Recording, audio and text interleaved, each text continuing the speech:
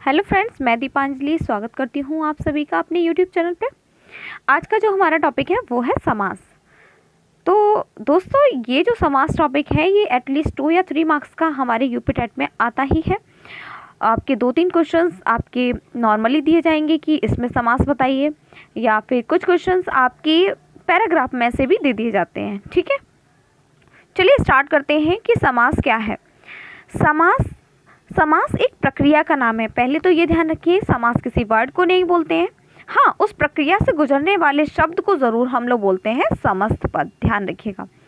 तो स्टार्ट करते हैं। समास का अर्थ क्या होता है? संक्षिप्त कर देना। कभी कभी अर्थ पूछ लिया जाता है।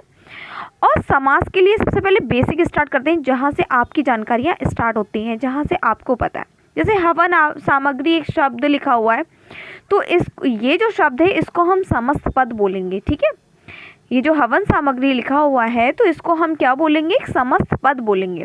समस्त पद इसको इसलिए बोलेंगे क्योंकि एक प्रक्रिया से होकर गुजरा हुआ है। जिस प्रक्रिया से वो गुजरा है उसे हम बोलेंगे समास। ठीक है, तो समास से होकर ये शब्द बना है, इसे हम बोलेंगे समस्त पद।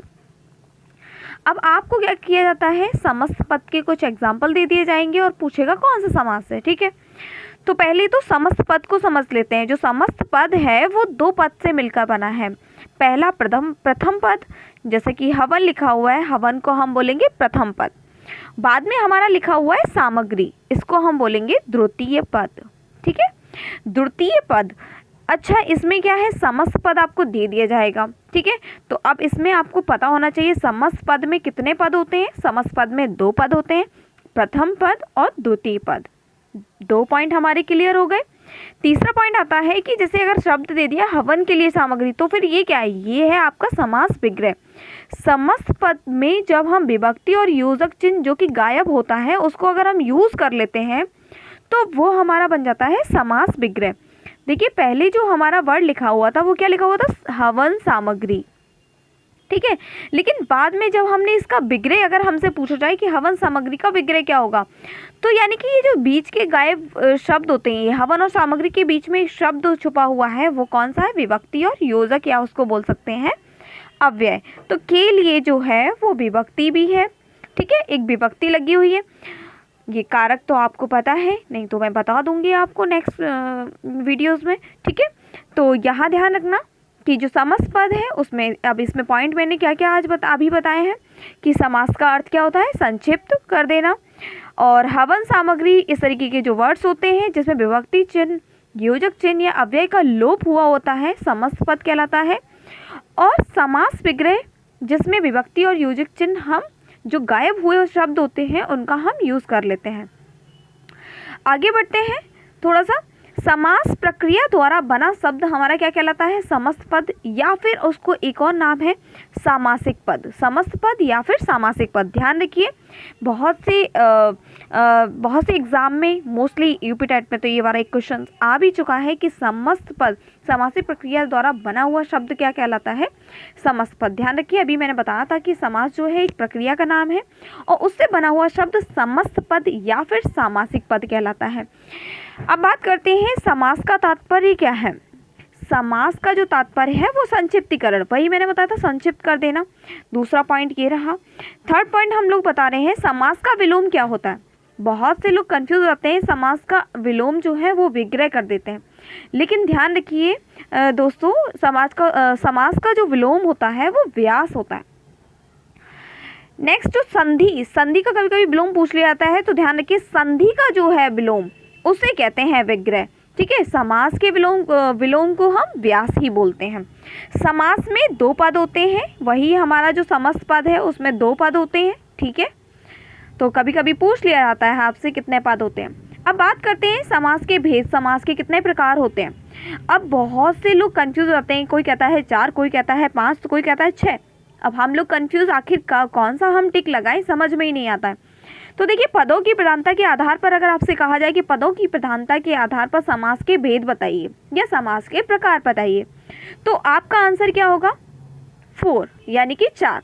तो पदों की प्रधानता के आधार पर 4 प्रकार के समास होते हैं। ठीक है, मूल रूप से, यानी संस्कृत में अगर पूछा जाए, मूल रूप यानी कि हमारी हिंदी भी कहाँ से निकली है? संस्कृत से निकली है। इसलिए मूल रूप में यानी संस्कृत में समास के भेद कितने होते हैं? 5। ठीक है, तो मूल रूप में अगर आपसे पूछा जाए तो ध्यान रखिएगा आपका आंसर क्या होगा? 5। और दोस्तों अगर ये बोला जाता है नॉर्मली समास के भेद कितने होते हैं, तो आपका आंसर कितना होगा? 6। ध्यान रखिए सभी में कंडीशंस हैं, पदों की प्रधानता के आधार पर लगाया जाता है तो आपका आंसर होगा 4। अगर मूल रूप में पूछा जाता है तो आपका आंसर होगा 5, और हिंदी में अगर पूछा जाता है कि समास के भेद कितने होते हैं तो आपका आंसर होगा 6। ठीक है, आई थिंक अब आपको समास के भेद या प्रकार बताने में कभी कोई कन्फ्यूज़न नहीं होगी। स्टार्ट करते हैं, थोड़ा सा और आगे बढ़ते हैं। अब ये स्टार्ट करते हैं कि हिंदी में समास के जो भेद होते हैं तो वो कितने होते हैं? 6 भेद होते हैं, अभी हमने डिस्कस किया जस्ट। तो पहला भेद जो है वो क्या है? अव्ययी भाव समास। दूसरा क्या है? कर्मधारय समास। तीसरा जो है वो है हमारा द्विगु समास। चौथा जो है वो है हमारा द्वंद्व समास। पांचवा आता है बहुव्रीहि समास, और 6 यानी छठवां आता है हमारा तत्पुरुष समास। ठीक है, सभी समास के हमने नेम जान लिए। अब थोड़ा सा आगे बढ़ते हैं अपने पहले समास की ओर, जिसका नाम है अव्ययी भाव समास। ठीक है, स्टार्ट करते हैं दोस्तों। अव्ययी भाव समास आखिर होता क्या है? देखो इसमें से क्वेश्चंस पूछे जाएंगे, आपसे पूछा जाएगा कि ऐसे पद ये वाले शब्द में बताइए कौन सा समास है। तो आपको ना क्या करना है, पहले तो उसके बारे में पता होना चाहिए, तो वही पहले आप समझ लीजिए, उसके बाद में इसके एक क्वेश्चंस भी करवाऊंगी। जिस समास का पहला पद, ध्यान रखिए, जिस समास का पहला पद अव्यय हो तथा प्रधान हो उसे अव्ययी भाव समास कहते हैं। पहला पद क्या हो? अव्यय हो और प्रधान भी हो।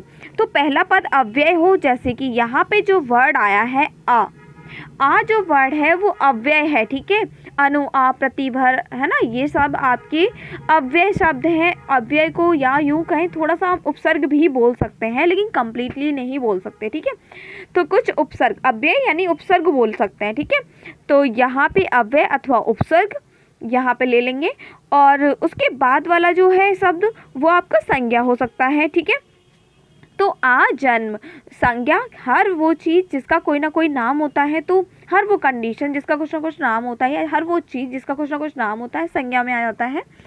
तो जन्म जो यानी कि जिसका जन्म ही नहीं हुआ है, तो यहाँ ये जो वर्ड है वो एक अव्यय शब्द है, और अव्यय शब्द अगर लग गया है पहले तो वो हमारा समास कैसा होगा? अव्ययी भाव समास होगा। ठीक है, तो समझ आया इसमें दोस्तों।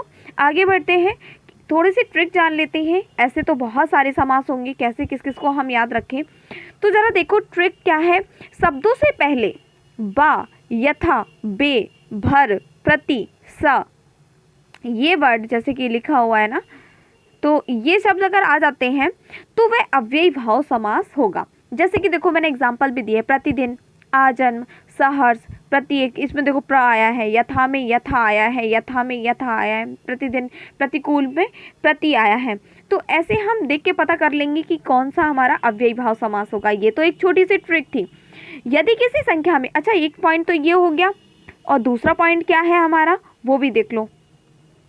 दूसरा पॉइंट है हमारा, यदि संख्या या अव्यय पद का रिपीटेशन हो। किसका रिपीटेशन हो? किसी संज्ञा, सॉरी संज्ञा लिखा होना चाहिए यहाँ, किसी संज्ञा या अव्यय पद का रिपीटेशन हो। ठीक है, संज्ञा, ध्यान रखना, संज्ञा का रिपीटेशन हो। हाथों हाथ, दिनों दिन, रातों रात, द्वारा द्वार, नगर नगर, पल पल, ये सारे आपके क्या हैं? संज्ञा हैं, और इनका क्या हो रहा है? रिपीटेशन हो रहा है। तो ऐसी कंडीशन में भी यहाँ क्या होगा हमारा? यहाँ हमारा होगा अव्ययी भाव समास। समझ गए ना आप लोग? अव्ययी भाव समास से क्वेश्चंस कैसे आते हैं थोड़ा सा मैं वो भी बता देती हूँ। जो भी मैंने पढ़ा है, सबसे पहले पूछा जाता है समास के भेद कितने होते हैं, आप बता देंगे। यदि पदों की प्रधानता के आधार पर बताया जाएगा तो आप बता देंगे। ठीक है, और अव्ययी समास के भेद के अकॉर्डिंग अगर पूछा जाता है कि भेद कितने होते हैं, 6 भेद होते हैं हिंदी में। ध्यान रखिए, संस्कृत में पूछा जाएगा तो आपके कितने होंगे? 5 होंगे। ठीक है, और अव्ययी भाव से अगर पूछा जाता है कि अव्ययी भाव इसमें कौन सा समास है, तो उसके लिए एक ट्रिक मैंने बता दी है, ये शब्द आएंगे। अगर ऐसी कंडीशन नहीं आती है तो उसके लिए ये तो आपका कंडीशन, ये वाला जो रूल है वो तो सभी के लिए लगना है। ठीक है, कि पहला पद अव्यय हो और प्रधान हो। अगर अव्यय पद मिल जाता है तो तुरंत समझ लेना वहाँ क्या होगा? अव्ययी भाव समास होगा। ठीक है दोस्तों, आज के लिए इतना ही रखने देते हैं। मिलते हैं नेक्स्ट क्लास में। Bye bye, take care, have a nice day.